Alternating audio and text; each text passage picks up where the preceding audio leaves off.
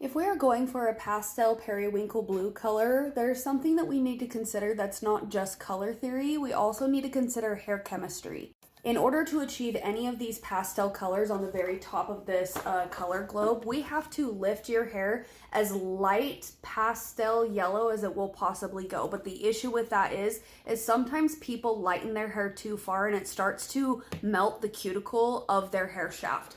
And we definitely don't want to melt the cuticle off, because the cuticle is actually what is going to hold your semi-permanent pastel pigments to your hair. Once that's gone, not only are the pigments that you put in your hair not going to stick to it, but your hair is going to turn very gummy and stringy. Now, depending on the porosity of your hair, it could still be like completely fried, but still hold pigment, but it will hold pigment in a way that is very unpredictable. I have found having high porosity hair, your hair will grab the cooler tones in your formula. So let's say you start off with this like very pastel baby pink color and you put that on.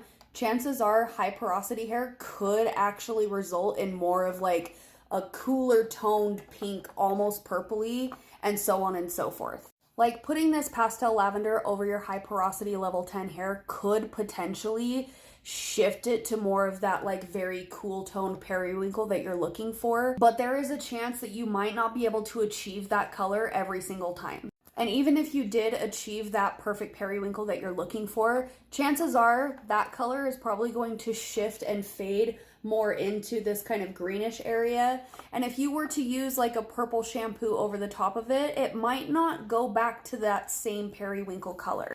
And also, if you were to put like a pastel pink over this green to shift it more into the area you're looking for, it just becomes more and more unpredictable the lighter in value that you go with like pastel colors, especially very specific colors like periwinkle. And achieving a color like that could potentially be a different formula every single time you color your hair, depending on how it fades. And the porosity of your hair and the color that you've lifted to definitely play a part in how your color is going to fade. On top of the pigments that the color line and the color tube that you used will fade out of your specific hair, if that makes sense. So if you're trying to achieve a very specific color like periwinkle and it's not going the exact shade you want, I wouldn't worry too much about it, because the more you try to add things to get to this very specific shade that you want, the more muddy and gray and green it becomes. So instead of messing around with all of these very delicate pigments up here, I would maybe even drop down the formula